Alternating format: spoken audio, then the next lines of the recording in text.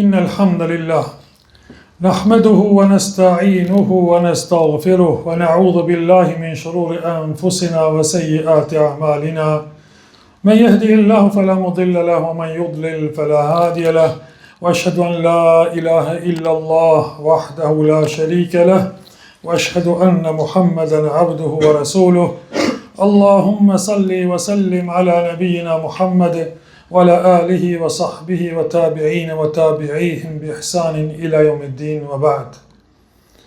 Falënderimi takon Allahut Azza wa Jall, prej tij ndihmë kërkojmë vetëm tek Allahu mbështetemi. Atë që udhëzon Allahu, askush nuk ka mundësi ta devijojë, dhe atë që e lën Allahu në devijim, askush nuk ka mundësi ta udhëzojë pas tij. Salata dhe selamet për shëndetet tona më të përzemërta ja dedikojmë pejgamberit tonë Muhammedit alayhi salatu wassalam, familjes së tij të ndershme dhe shokëve të tij besnik dhe mbar besimtarëve të cilët e pasojnë në rrugën e pejgamberit Muhammed deri në ditën e gjykimit. Vëllezër të dashur besimtar, sot do të flasim me juve për një temë bashkohore e që mund ta quajmë si mania e famës, e që sot shumë njerëz janë duke kërkuar famën, e që shumë shpejt mjetet e informimit, mediat e ndryshme ja mundsojnë çdo kujt sot që për pak sekonda një njeri të bëhet i famshëm, qoftë fëmijë, qoftë i madh apo edhe i moshuar. Që shumicën e rasteve janë duke kërkuar një famë jo në mënyrë të rregullt, një famë që është duke sjellur dëme, që së pari i sjell dëme vetvetes, pra atij personi ja dëmton zemrën, ja dëmton devotshmërinë. Dëme tjera janë dëme familjare, dëme bashkëshortore, dëme që sjellin në shoqërinë ku është duke jetuar. E që sot, o vëllezër të nderuar, çështja është tejet e rrezikshme. Çështja qëndron jemi apo nuk jemi me identitet si njeri, si besimtar, si musliman. Çështja ka të bëjë me etikën e moralit, me etikën e turpit, e që po mundohen në çdo mënyrë që kodi i turpit të mos të jetë më prezent tek njerëzit. Çka do që të veproj, mos të quhet më turp, marrë e kështu me radhë.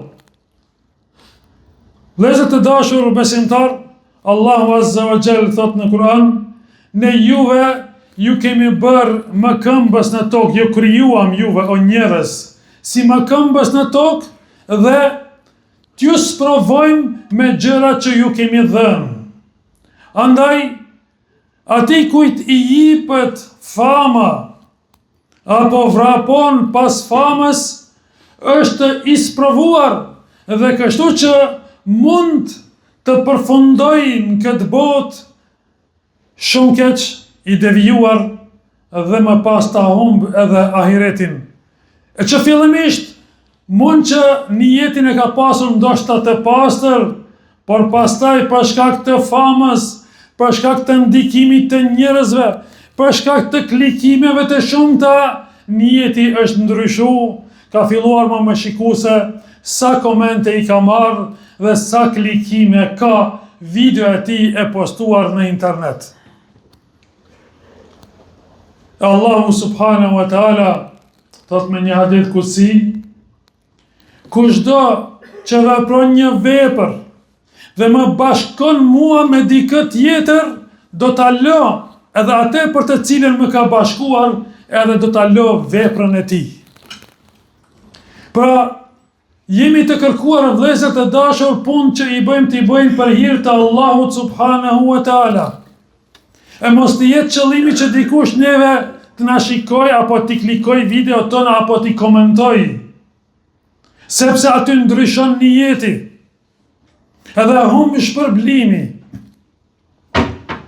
E që sot shumë kush për njerëzve, shumë ata bloger apo ato influencera në për media, në për rrjetet e informimit e kanë humbur këtë çështje. E kanë humbur çështjen e devotshmërisë, çështjen e sinqeritetit dhe synimin se për çka kanë filluar. Dhe më e kanë humbur me kalimin e kohës edhe kodin etik të turpit dhe të moralit. Sot kanë filluar edhe njerëz të ndryshëm me fam apo pa fam të hynë në internet dhe të kërkojnë famën. Burra dhe gra, e që po vërtetohet fjala e pejgamberit sallallahu alaihi wasallam, që nuk do të vjen dita e kiametit përderisa nuk do të flasin në emër të popullit njerëz të thjesht dhe njerëz që nuk kanë dituri. Kër kanë pyet po kush janë ata o dërguar Allahut, po ka thënë njerëz janë njerëz të ulët. Njerëz të ulët që flasin për çështje madhore. Andaj sot shohim në rrjetet e informimit dhe në për media njerëz që nuk janë adekuat, flasin për çështje politike, flasin për analiza geopolitike, flasin për fe, po i njëjti, flet për sport, flet për gjëra të ndryshme, vetëm se vetëm qëllimi i tij të jetë ndikues në botën e internetit. Që të kesh shikueshmëri, të përmendet emri i tij, por a ja ka qëllu apo s'ja ka qëllu, fare nuk është qëllimi aty. Nëse synimi kryesor është të jetë prezent në për media.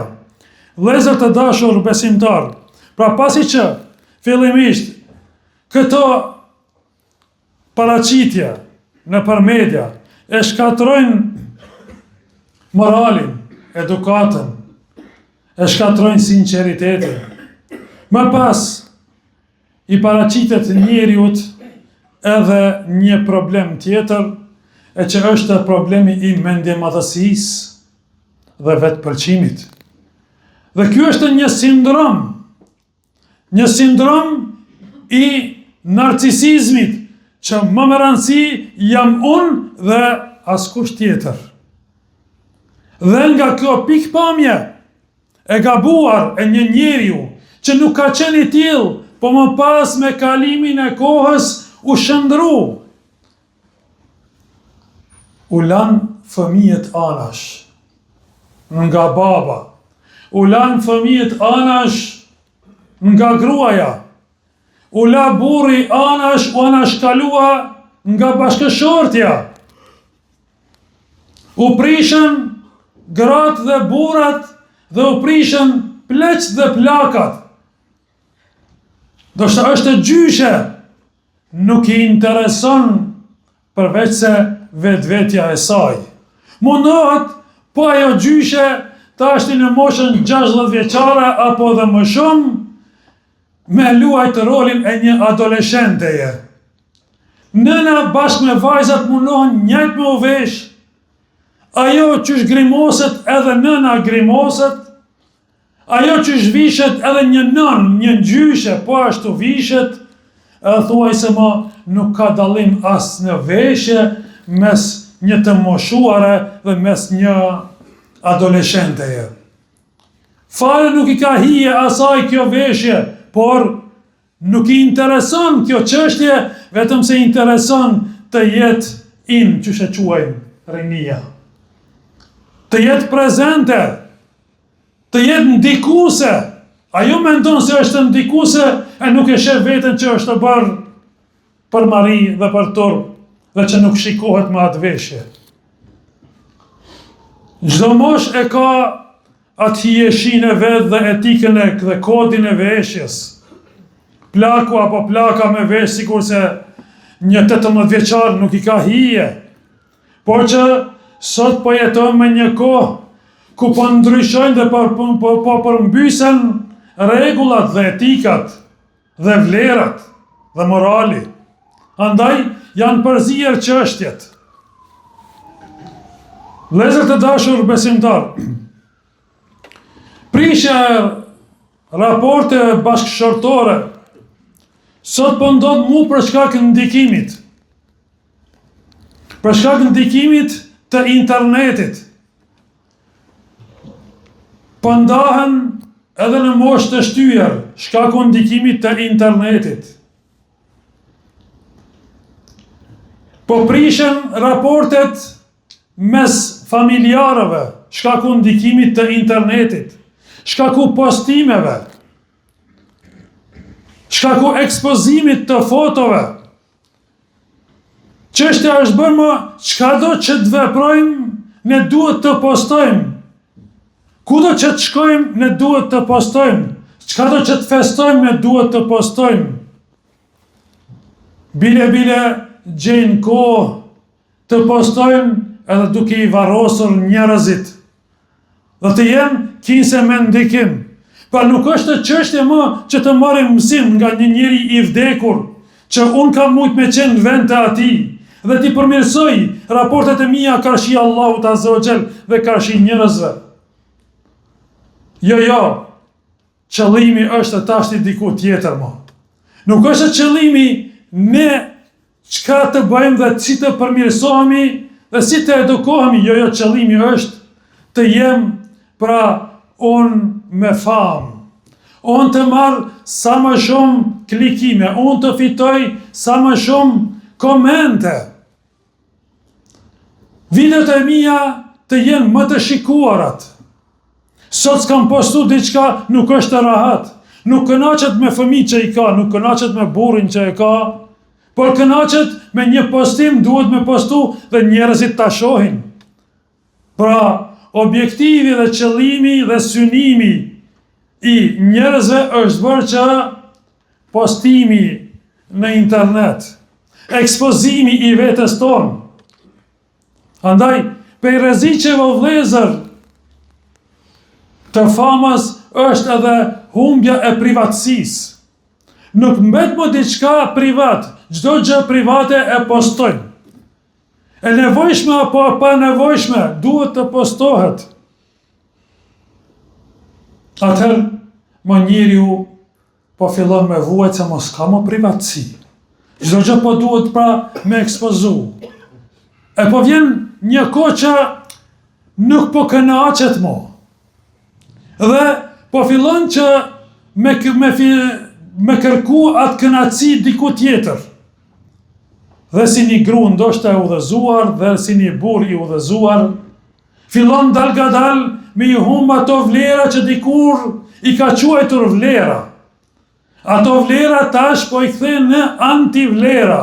Dhe gjërat e pavlefshme po i quan si vlera edhe po fillon dal nga dal degradimi. Degradimi moral po fillon duke kërku kinse atë rahati shpirtërore që po i mungon. Po i mungon sepse e ka humb privatësinë, e ka humb sinqeritetin, ka humb shumë gjëra që e kanë bajt të fortë dikur. Ato janë gjëra me vlerë që kanë të bëjnë me zemrën e njeriut. E pasi që të filloj sëmundja e zemrës me këto probleme dhe me këto telashe, fillon më pas edhe efekti në anën fizik, në trup dhe në sjellje. Pa të arsye vjen devijimi moral, pa të arsye vjen devijimi në shoqëri, pa të arsye vjen devijimi i sjelljeve, pa të arsye vjen devijimi i një plaku duke bërë gjëra tepër të ndyta. Pa të arsye vjen devijimi fetar dhe besim. Vëllezër të dashur besimtar, sot gjëja që po përsëritet tek ne është çështja e të ashtu quajturës Big Brother, ku çdo gjë që folëm tashti aty zbatohet në mënyrë publike. Ku njeriu zhveshet nga morali dhe edukata dhe turpi dhe futet aty vetëm se vetëm të arrijë famën. Bile edhe njona kinse me shami ka konkuru me u futat në aty. Duke haruar gjitha etikat morale dhe fetare, ka haruar Kur'anin, e kanë shkolluar sunetin dhe pejgamberin sallallahu alaihi wasallam dhe gratë e pejgamberit sallallahu alaihi wasallam, që ajo e thirr veten kinse ehli bejti familja e pejgamberve, sikurse që kanë këta sekti shiit. Ajo është vetëm fjalë goje, e me vepra, vëllezër të dashur, thot pejgamberi sallallahu alaihi wasallam, vrasësi dhe i vrari janë në zjarr të xhehenemit. O i dërguar Allahut, e kuptuam këtë vrasësi se është në zjarr të xhehenemit. Po pse dhe i vrari në zjarr të xhehenemit? Thot sepse edhe i vrari ka qenë i kujdesshëm për ta vrarë atë, por nuk ka mujt atje tjetër e ka vrarë. Edhe ai dënohet për këtë vepër. Edhe kjo e cila nuk ka mujt, nuk ka arrit me u fut, por disa shkaqe kinse burrin e ka pas të sëmur, por dëshira ka qenë për më fut, i njëjti mëkat është, sikurse me qenë ajo aty. Pejgamberi sallallahu alaihi wasallam doli me një ekspedit dhe tha, vëllezër, ka disa njerëz që i kemi lënë në Medinë, nuk janë me neve, por me shpërblime janë me ne, ani që janë atje. Sepse dëshira tyre kanë qenë ju bashkangjit, pejgamberi sallallahu alaihi wasallam e marri shpërblimin edhe nëse janë atje. Dhe njëri i cili ka desh me bën një mëkat, por nuk ju është mundsu, jo se është penduar dhe nuk ka bërë mëkatin. Por jo, nuk ka ndru mend, por ju ka pa mundsu për disa shkaqe. E merr njëjtën që ka thënë pejgamberi sallallahu alaihi wasallam, sikurse i vrari, ka qenë i kujdesshëm për me vratin atë vrasësin edhe ky. Andaj, o vëllezër të dashur, pa të arsye, po themi, kapuni për fenë Allahut azza wa jall, kapuni për sunetin e pejgamberit sallallahu alaihi wasallam. Mbroni veten tuaj, largoni për këtyre gjërave, ani që ka shumë njerëz që janë në ndikim, ka shumë njerëz që postojnë në për Facebook apo YouTube apo Instagram e gjëra tjera. Mos i imitoni ata. Mos i lakmoni ata. Ruajeni nderin, sepse shpëtimi është tek turpi. Disa njerëz, një njeri e qortuan të pejgamberi sallallahu alaihi wasallam se u turpëronte shumë dhe i than, pse po turpërohesh? Mos u turpëro, mos ke turp. Pejgamberi sallallahu alaihi wasallam tha, mos e qortoni tha për turp, sepse turpi nuk sjell vetëm se gjëra të bukura dhe të mira. Elusim Allahun azza wa jall, na uzoj në rrugën e drejtë, dhe ta falë mëkatet. Aqulu qawli hadha wa astaghfiru li wa lakum. Alhamdulillahi rabbil alamin.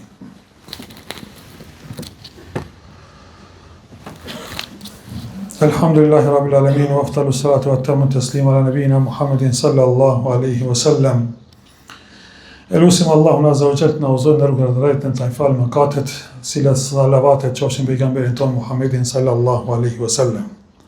Vëllezër të dashur besimtar, ajo që ka na mëson dhe çfarë kërkon Islami prej nesh dhe feja, që ne punët që ka i bëjmë të i bëjmë për hir të Allahut subhanahu wa taala, jo për hir të njerëzve. Pejgamberi sallallahu alaihi wasallam tha me një hadith, kush e kërkon famën, Allahu azza wa jall do ta përrullat njeri. Kurse ai i cili nuk e kërkon famën, e ngrit Allahu subhanahu wa taala. Pejgamberi sallallahu alaihi wasallam ka thënë me një hadith, kur na mëson të jemi të sinqert në punën tona. Thot kush ka mundësi me bën një punë sekret që e din vetëm Allahu, atë le ta bëj. Mos ta bëj sa për sy e faqe të njerëzve. Bëhu i dobishëm e jo i dukshëm.